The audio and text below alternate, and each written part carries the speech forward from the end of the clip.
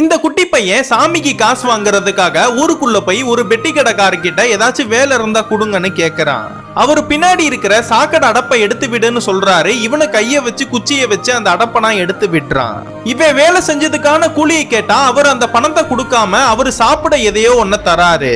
இவனும் அதை வாங்கி சாப்பிட்டு பார்த்தா அது நல்லாவே இல்ல. அதனால தூக்கி போட்டு கிளம்பிடுறான். பண்ணையார் வீட்டுல போய் எனக்கு ஏதாச்சும் வேலை இருந்தா கொடுங்கன்னு கேட்டா அவர் நிலத்துல இருக்கிற செடிகளுக்குனா உன் கை படாம உரத்தனா போட்டுவான்னு சொல்றாரு. இவன் அந்த செடியில கைப்படாம உரத்தனா போட்டு அவர்கிட்ட வந்து நிக்கிறான்.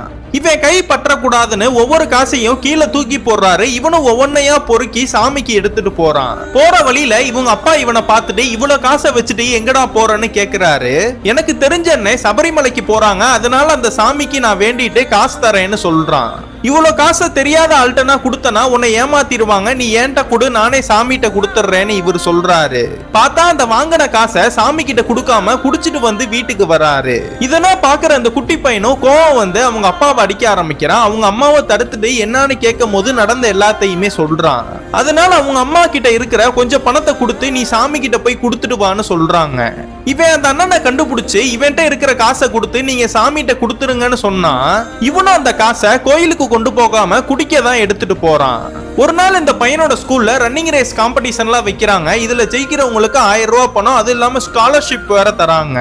இதெல்லாம் தெரிஞ்சுக்கிட்ட இந்த பையனும் ரன்னிங் ரேஸ் காம்படிஷன்ல கலந்துக்கிட்டு எல்லாரு கூடயுமே வேகமா ஓட ஆரம்பிக்கிறான். இவன் ஓடுறப்ப யார் யாருன்னா இவனை கீழ் ஜாதின்னு நினைச்சிட்டு இவனை அடிச்சு துரத்துனாங்களோ அவங்கன்னா பின்னாடி ஓடி வர மாதிரி நினைச்சிட்டு வேகமா ஓட ஆரம்பிக்கிறான். ஒரு வழியா வேகமா ஓடி அந்த காம்படிஷன்லயும் வின் பண்ணி கொஞ்ச தூரத்துல கீழேயும் விழுந்துடுறான்.